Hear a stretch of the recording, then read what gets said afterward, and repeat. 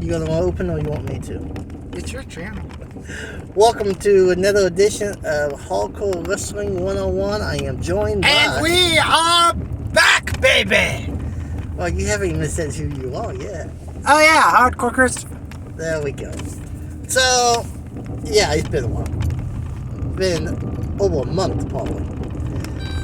So let's touch on everything that has happened in the month that we've been MIA. Well, the WWE sale was Let's start with that. The WWE sale was a letdown. I don't know if I would call it a letdown. I mean, at least it's not. As long as Vince is still in control, it's a letdown. I agree, but I don't know. Actually, we don't even know if he's in control anymore. He was the opening one night of Raw. You could see it all over the show. But ever since then, he hasn't been at a single show since. He's been sending his advice, I guess, by text, email, stuff. But the shows have gotten so much better since that opening night. I honestly feel, and this may just be me, but I think Vince is running things as far as Roman Reigns and that world title is concerned. And Triple H, the reason they brought out that second world championship was to compromise with Triple H. You can have this belt all to yourself. I book the other belt. Well, I could be wrong, but that kind of seems to be the way it is. I see that. I also think, as good as friends as Endeavor and Vince are, I think Endeavor finally just saw, okay, this isn't working like we wanted it to, and you're just going to stay in the back and do the financial stuff. Which I think was the original ideal, and Vince decided he wanted to bully his way back into creative. That didn't work out. And I think, if I heard right, he only signed like a 2-year contract. I could see him being completely shut out at that 2-year mark. Well, Endeavor has made it very clear that they're going to look into... What are you doing? Got water in my ear. Oh, from your shower? Mm-hmm. Endeavor made it very clear that they're going to look at every single department of the WWE and probably cut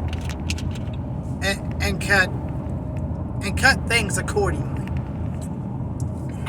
Who's to say Vince McMahon won't be one of those, but won't be one of those cuts? Because he's probably got it in his contract. He can't be cut without a valid reason. I would say all these scandals are a valid reason. If he is ever convicted of one, that would be a reason. But hey, he paid out basically all of his victims to shut up. But as long as they're willing to take the money and shut up, he hasn't been convicted. As much as we both know what went on, because you put 2 and 2 together, you can figure it out. But as long as the victims continue to shut their mouth, he won't be convicted. And until he's convicted, that's not a valid reason. I think he needs to go. You think he needs to go. But until he is legally convicted of one of these scandals or whatever the case, whatever he may be convicted of, he may have it written in his contract that there'll have to be a valid reason to get rid of him. Okay, but Linda and Vince haven't been in the same house for years at this That's a personal thing. That's nothing to do with a business standpoint. But we're getting a little out of whack here. I'm going to be curious to see where WWE is a year from after the summer. To see if there's any changes.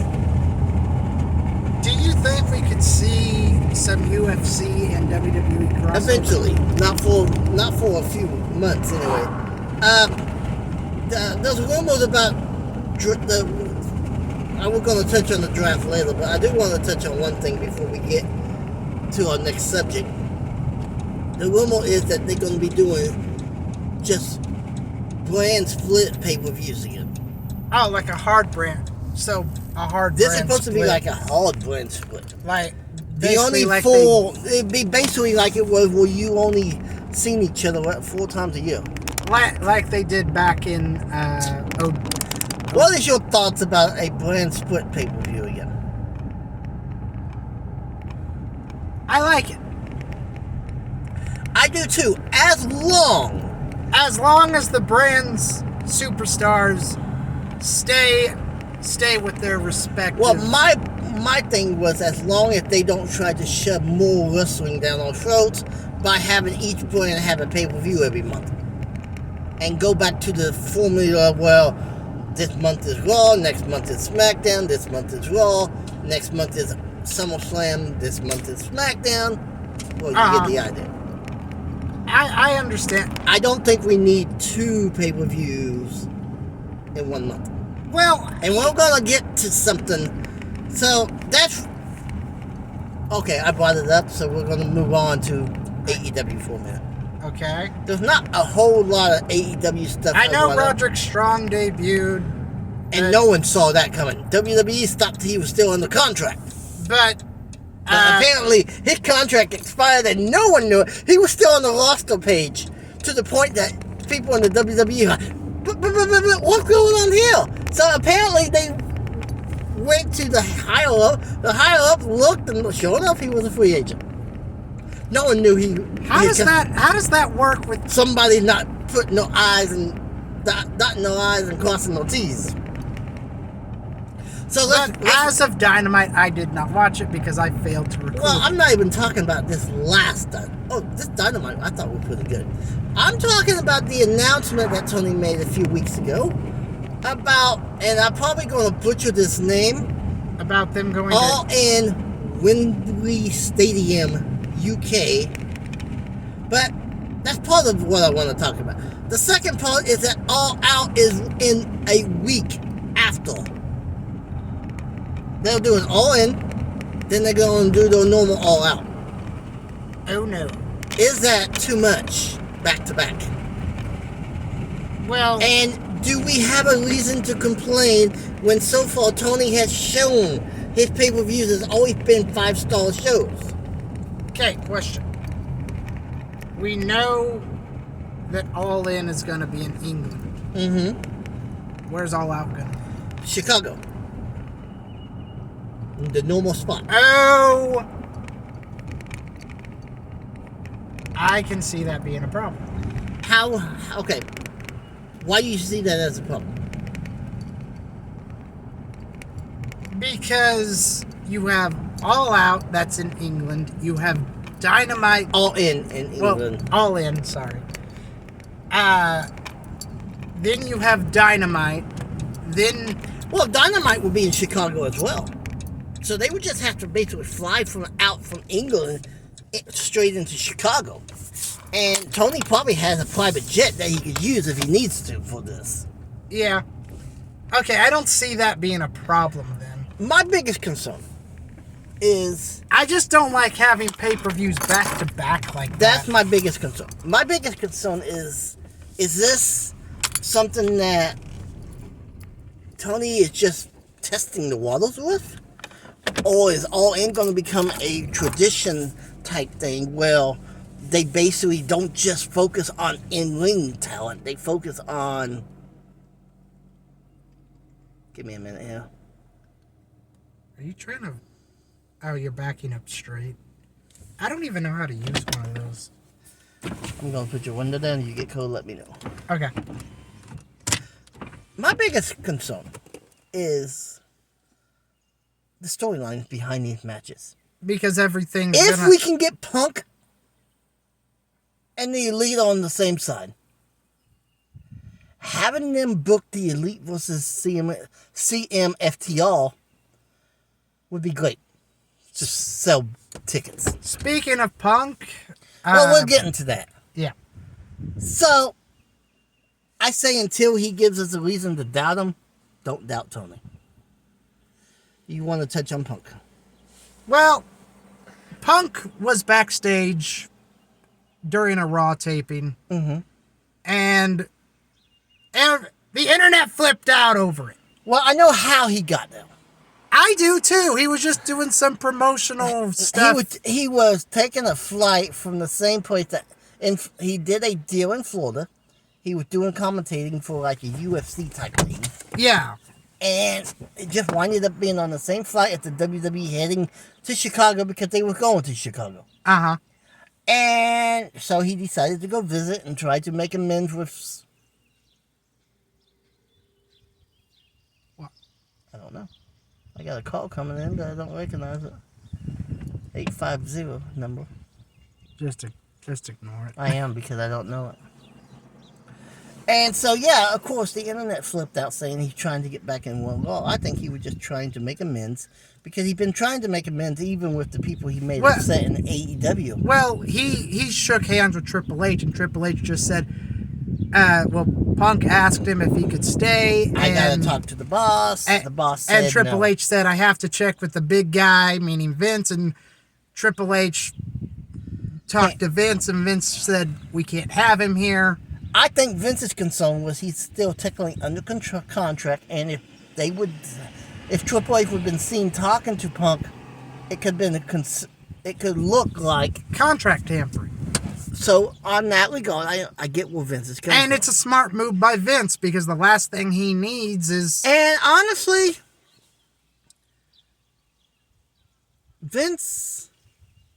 Punk left with no problem. He didn't try to fight the issue.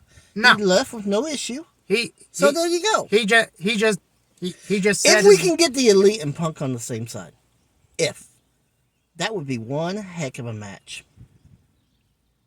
It would. But who's the bad guy? Well, bringing in personal stuff like wrestling seems to do. I think they try to paint Punk as the bad guy. Because right now, the Elite babyface is going against the BCC. That would probably conclude in a blood and guts match. I'm still not convinced that Don Callis isn't going to turn on the Elite and join the BCC. Then what would have been the point of him? I mean, he ran out with a steel chair, saw that he was outnumbered, and just ran back and got Takeshita. Too many hints are being dropped. Was there a hint? The attack on him just seemed too planned, Yeah. We will see how this plays out. But I would not be surprised one bit. Saturday night show, Collision. Supposed to be centered around CM Punk. They're supposed to be doing a soft split of the rosters. If CM Punk is going to be only on Collision, and there's going to be other guys only on Collision, are they going to have to create new belts for that show? What's the point of the show if you don't? I think AEW has enough titles as is, honestly. Well, if you split the shows, how are they going to just say, how can you say that? They're going to have to probably create a world title. They might be able to let the tag champions travel. The trios champions travel. Put either the TBS championship or the women's championship on one of the new shows. And either the TNT championship or the international championship on one show. Uh-huh. Maybe that's how they split them. But we know Tony loves his belts. And apparently he has more designs already. Well, with another show, Tony, whether he likes it or not, is going to have to ask for help. Which he hasn't. They have quietly canceled Dark Elevation. Oh, they have? Quietly canceled. So that opens up some time. And the last week was supposed to be like a best of show. And it also said final show. So they quietly did it. So that leaves him 2 hours of free time. That's good. This other show going to be 2 hours. So you basically take a YouTube show, and put it on the cable, basically. Is he's doing. So right now we're doing quarter pay-per-views, minus the rare occasion, like Forbidden Door, and now All In is either a week apart or a month apart from like Double or Nothing, then Forbidden Door is a month later. All In, All Out a week later. Is it going to become something that Tony's going to experiment with to eventually get to a 12 pay-per-view schedule for AEW? I think 12 pay-per-views is too much. Yeah, but that's tradition. It didn't always used to be. I mean, WWE they only had 4 pay-per-views a year. Well, if you really think it, yeah, and then the In Your House series is basically what. Well, WCW had a similar thing. But they called it Clash of Champions. When Clash of Champions first debuted, they had like 8 a year. And then they would gradually wing them out to have tradition pay-per-view. Well, Clash was only once a year. Yeah. And then eventually that once a year became a pay-per-view too. That was the relaunch of the Great American Bash in 95. 96? Well, one of them years.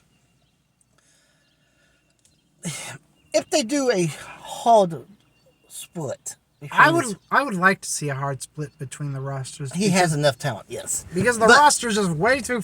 If he does a hard split, we're gonna have to have champions solely for that brand.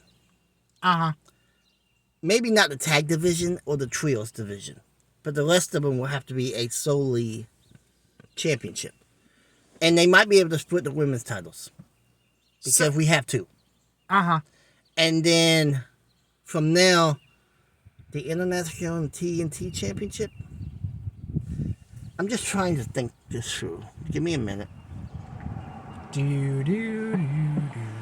We know we got a women's tag title eventually coming. Does he just put all the belts on one brand and then create new belts? Here's the thing with the women's belts. He could create a men's TBS belt and a women's TNT title. That way, the TNT show has both belts. The TBS show will have both belts. But Tony's solution to crowning new champions has always been tournaments. Do you think having more than one tournament? Oh, he won't be able to launch them at the same time. Well, I like how he did the world title when he first launched it. He had one person win the Battle Royal, which was Adam Page, wasn't it? Yeah. And then how did Jericho get that title shot? Did he win in like a one-on-one match at Double or Nothing that year? Tony's always been very selective on when he launches a new title. So I could see him splitting up the two women's belts for different shows. Unless it was the international title, which just came out of nowhere. Well, you mean when it was called... Yeah, the All-Atlantic, international, same title. Pretty much. And then, so put one of the women's belts on TNT, which probably be better to do the world title.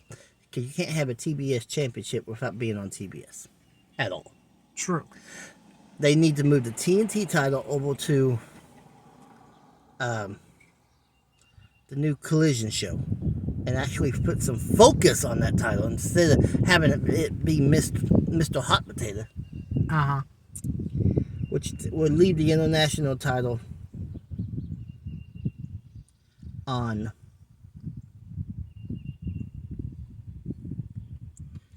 Collision. And then... Well, why doesn't Tony just do what Billy did when he took over the NWA and just strip every one of their respective titles? I never do like that. Because the champion could then... Hey! They can claim they are uncrowned champions. Jazz just refused. Outright refused and left. I know. I don't like when they just take belts from people.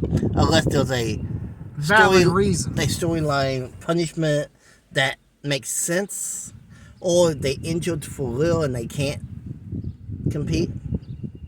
Like he eventually had to do with Thunder Rosa. Okay, we'll probably come back to this topic. Let's move on. Okay. Trinity, You said a.k.a. Naomi. You said she debuted for Impact. She did debut for Impact. I'm sorry, but anyone that... And no disrespect to Impact, but it just seems like...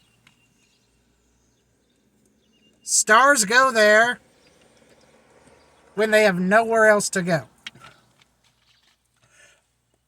Yeah, but you can't say that for Trinity. She had interest from everybody. I thought the WWE would try to keep her, but apparently Sasha They stopped. did try to keep her. Apparently Sasha stopped that from happening. No, she didn't have nothing to do with it. Trinity just said no.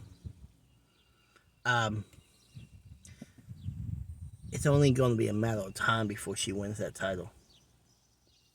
She'd be women's champion before you know it. Do you think Taya is the one that finally takes the TBS title off of Jade? I do. Double or nothing. Double or nothing. Speaking of Impact stars, what do you think of Magnus coming? So Nick Aldis. Nickel, is he going by Nick or is he He going by? going out by Nick. I didn't see it coming, to be honest. I thought he outgrew the Impact name. I thought he. And I don't mean that badly. Impact's good. Don't get me wrong, but they are nowhere near. They're nowhere. They're nowhere as big as where they were like under the Jarretts. I mean, they got probably some of the best England wrestling around. Oh, there's no denying that. And even though storylines is probably. But honestly, their biggest flaw right now is the TV deal. I know that they are saving millions of dollars by doing it. Access kind of sucks. Because Anthem owns it. That's why they are on it. Because they can put shows on there without costing them a dime. But it also is limited to... It's not in a very good time slot either. Oh, it's in a great time slot. 7 to 9. How many homes gets access though? That's what the issue is. Because 7 to 9 is the same way with SmackDown. Raw's on from the 7 to 9. But unlike SmackDown, which is on Fox, which is on both cable and that's what I'm saying. That's Impact's biggest downfall. I realize you own the network, well, you have a piece of the pie, anyways, of the network, and so you don't get charged nearly what you would if you went out to promote. But in doing so, you also limited to how many homes get access, because access most cable providers, you actually have to have a higher package to get it, not just your basic. And well, correct me if I'm wrong, but when Impact was still on what was referred to as Spike before they merged with Paramount,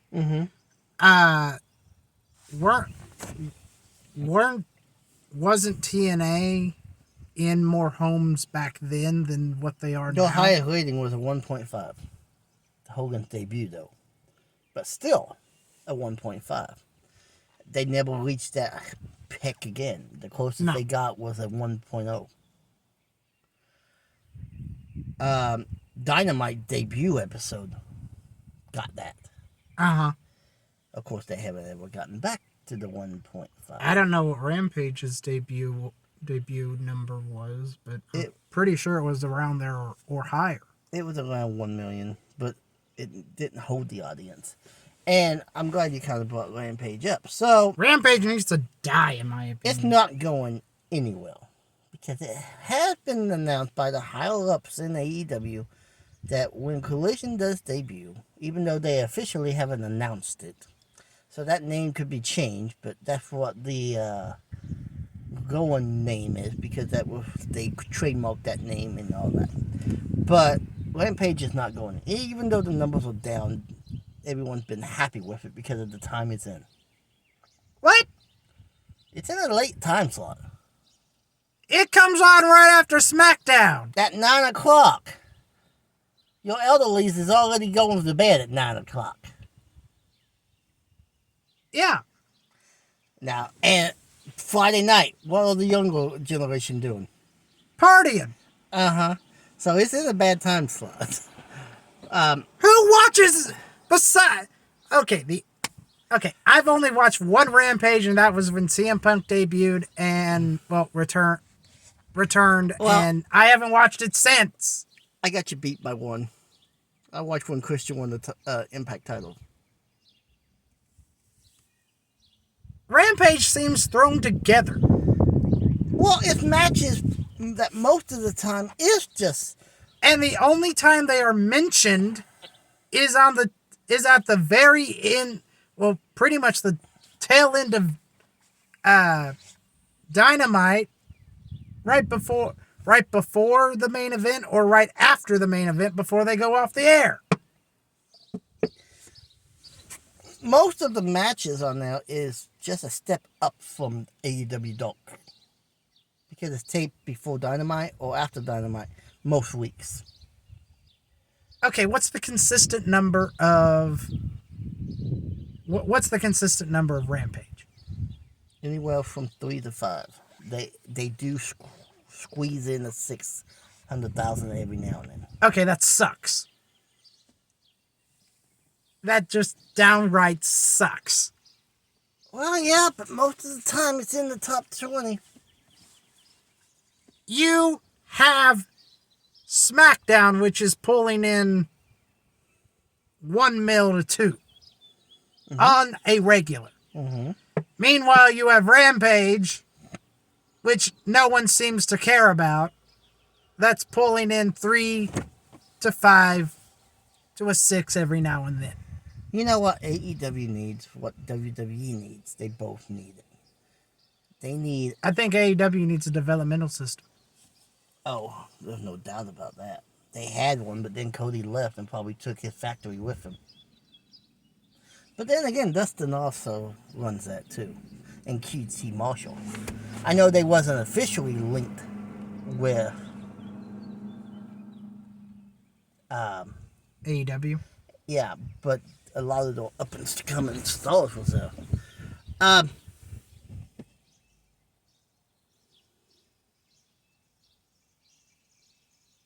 Okay, yeah. Let's go back to the AEW Possible Saturday show. Okay.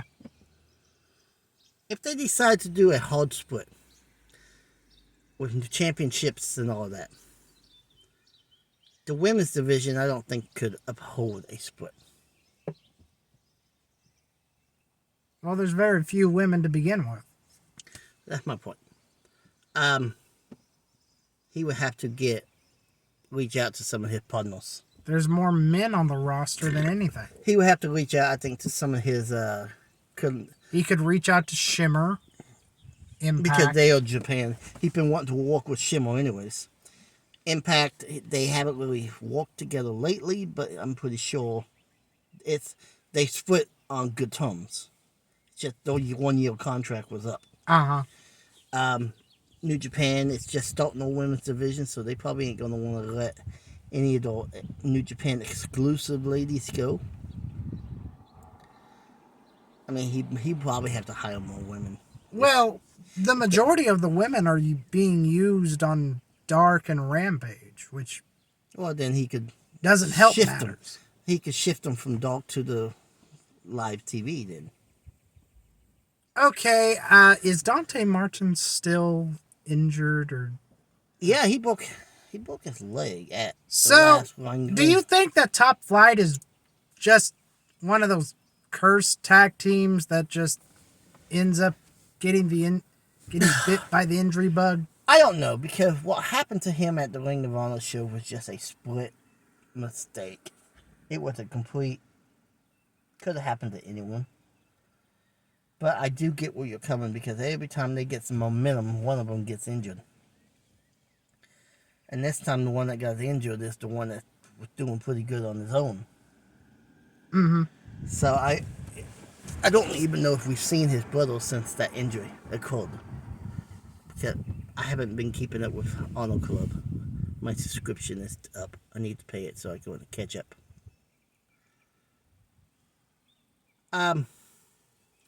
If AEW does a hard split, I know right now they're talking about a soft split.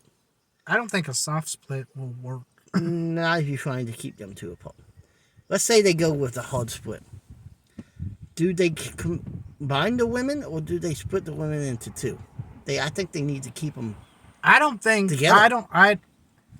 Unlike the WWE, I don't think the AEW women's roster would be able to. Well, WWE women's division right now sucks too. That's a good point.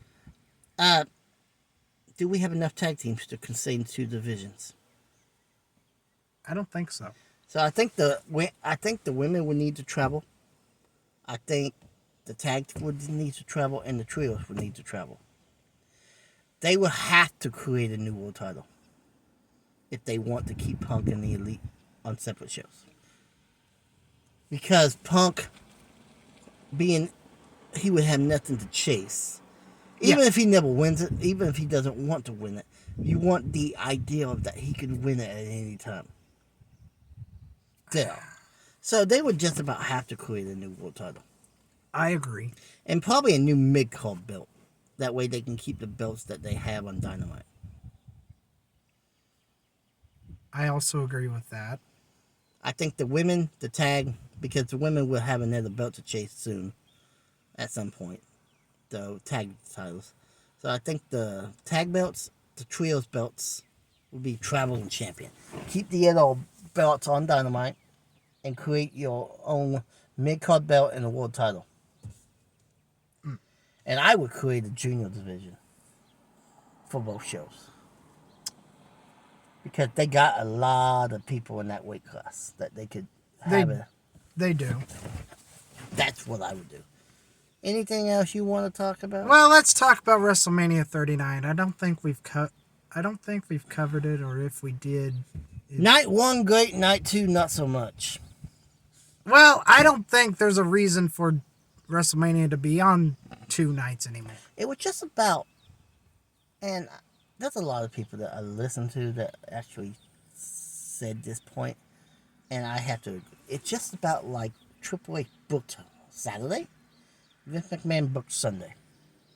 Because that's how different the 2 nights was. Well, I heard it. I heard nothing but good things about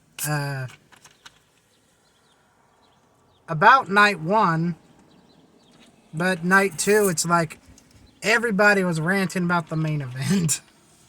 Yeah, well, let's touch on that for a minute. Do you think Cody got buried that night? Because that's the going conception. I've seen that on the internet, and normally I would agree.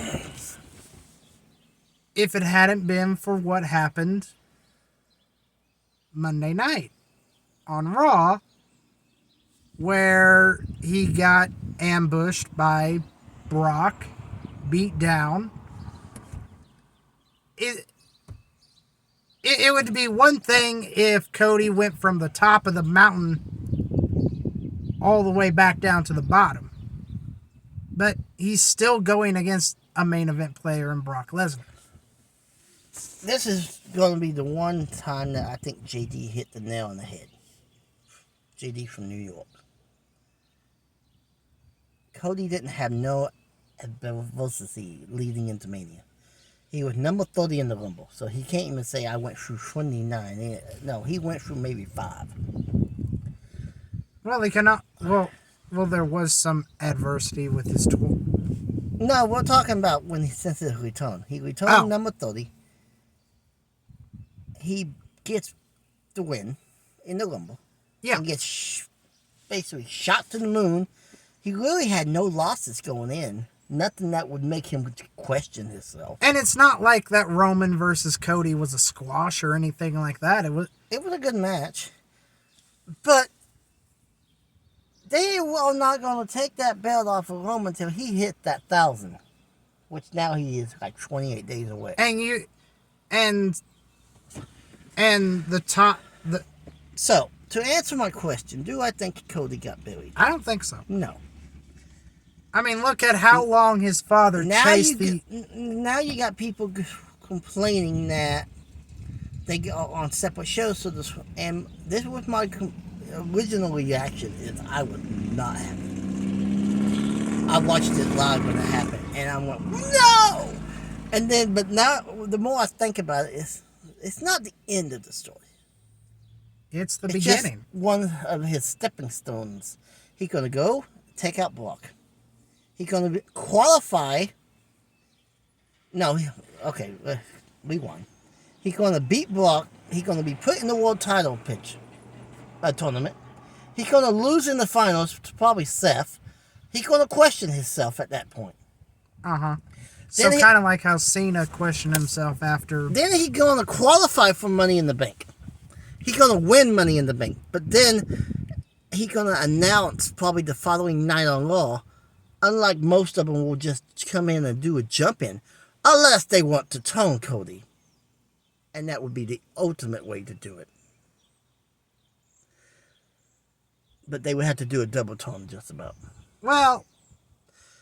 And then he will announce that he's cashing in at SummerSlam against Roman. Unless they add a new stipulation that they're going to have a Raw briefcase and a SmackDown briefcase.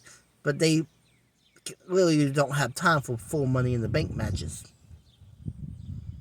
True. Because they did away with that and went with women. Yeah. So I don't think this is the end of that story. I think this is just a club Or a block that they tossed up. Or could you see, this is just speculation on my part, but could you see Cody being so close to the briefcase, but yet gets taken out by one of the other competitors? They get the briefcase. He goes into the chamber. No, he's not going that long. This story is going to conclude with part 1 at SummerSlam. Well, Then Roman becomes the chaser. Yeah. And they may have that match at Mania, but it's going to be, Roman's champion. Or Cody's champion, and Roman wins the Rumble or something. Well, you cannot take this story that long. No. But even WWE wouldn't be that stupid. Do you realize how long Dusty chased the NWA title? I'm not saying Cody's going to keep it long. He might even lose it the next month back to Roman and then chase it again. Mm-hmm. Until maybe next year Mania. That might be how we get to that. So speaking of Mania, what'd you think about -1 being there? And I was surprised. But in a good way, because he's technically under contract with AEW. If he wants, all he had to do is sign it when he turns 18.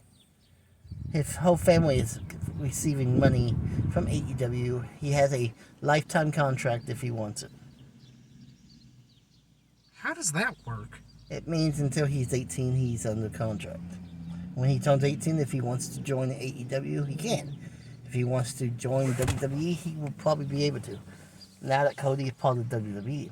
So, speaking of which, what'd you think of the Hall of Fame class of this year? Rey Mysterio was overdue. Stacy Keibler should never have been put in. Which, by the way, I got it wrong. I had to, I had to get with this guy. She wasn't Major Guns. Major Guns was somebody else, and she was Miss Hancock. Mm-hmm. Muta, I'm glad he got in, but I'm surprised that WWE brought him in. But I think that was part of the agreement to send Nakamura to Japan. Well, listen, isn't Liger in, or is he not? I know. He did have that one match in NXT though. I know Abdullah's in, which surprised me. Muta has never worked WWE. Well, neither did Abdullah. Yeah, he did. Back in the 80s. I'm not talking about WWF. I'm not talking. No, it was like in the 80s. I believe he had a short couple matches. I don't remember that. I'll have to look, but I'm pretty sure he did. The card was good. It was good. Ray was shocked because he said, "I'm not ready to retire yet." What'd you think of Dominic versus Ray? I'm surprised they went the way they went with that one. I thought they would for sure give that win to Dom. I feel so bad for Shane. I feel so bad for Shane. He returns just to injure himself. He comes back, he's all jacked, and he does the same thing his father did at Rumble 05, except besides tearing one quad, besides tearing both quads, he tore one. But man, I felt bad for The Miz taking that stiff people's elbow from Snoop Dogg. Well, at least, and this is something I can say, at least Shane was in the match and Vince wasn't. He just got teed off. Well, Pat McAfee was as well against the same guy. So, what'd you think of the triple threat between Sheamus, Drew, and Gunther? that was on night 2? Or night 1? I think it was night 2. Then I didn't watch it. You watched night 1 of Mania, but you didn't watch night 2 of Mania. I watched pieces of night 2 because I just could not get into it, really. Let's move to the draft. I know You said it didn't make any sense whatsoever that Raw would get Cody and SmackDown would get Roman. Well, like I said, we have touched a little on that. I have since then calmed down a bit, but the initial reaction was, what the heck is WWE doing? But here's the thing. How you can't put both your number 1 and number 2 guy on the same brand. No. You're going to have to figure out a way to get to that point. That's why the Money in the Bank makes a lot of sense. Yep. I could see Cody winning that title, bring it to Raw, and then it's announced that whoever world champion was traded to SmackDown. Oh, so kind of like how when Bobby was drafted. Kind of like they Was did. he drafted to SmackDown or Raw? I think he was drafted to Raw, but he was still ECW champion, and he was forced to relinquish the title because he wasn't on the ECW brand anymore. I can see something similar happening. We will see how that plays out. So round 1 was Bloodline minus the Usos. Minus? The Usos was excluded from that. And then Do you think Paul Heyman had something to do with that? no, it was a Roman call, I'm pretty sure. So let's just get to, if I can remember, Drew McIntyre is Raw. Okay. The OC is SmackDown as a group. Imperial is on Raw as a group. That's why it makes. And then, so during the tag title main event, they do a split screen where Paul's on the phone. Yes, sir. Yes, sir. Yes, sir. Earlier on the night, Paul was talking to the 3 members of the Bloodline that was there. Then he looks at Solo and goes, and he said, he's talking about Rome, he said, tonight is the night. And then at that point, he is taping up his thumb. The call comes in. He hangs up, he looks at Solo, he goes, it's time for you to shine. And so he's on his way to the ring and gets jumped by Riddle. The match ends where Sammy and Kevin retains. And you get a clip Solo, and he looks teed off. My question is, was the Usos going to be kicked out last night of the Bloodline? Because that's what it kind of looked like to me. That's what it looked like to me. But what would be Roman's advantage to kicking his cousins out? He doesn't know if he can trust them at this point. But he asked Jay if he was a member of his family, and he said yes. But if you really look at this, has been building for some time. But then again, you have Sammy trying to reason with Jay. He's saying the bloodlines are going down. Going forward, it's going to be interesting to see what happens. The Usos has still not been drafted. They could be drafted to Raw, and that be a mute point. But with that being said, I think we're done. I have one. So this just came back to me. What do you think of Chavo saying that? I don't know if you've heard it, but I guess Chavo was... he's now claiming he was walking everybody just to see, and he goes, I am still the biggest heel in this business.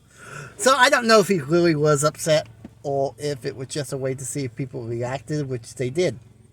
So it's kind of like the Corey Graves and Booker T, where Booker just goes, did it work? At this point, I'm going to say, I'm going to see how this all plays out. With that being said, I'm Hardcore Christopher. This is Hardcore Wrestling 101, saying we've been on the air for 46 minutes. Keep it hardcore, everyone. Cheers.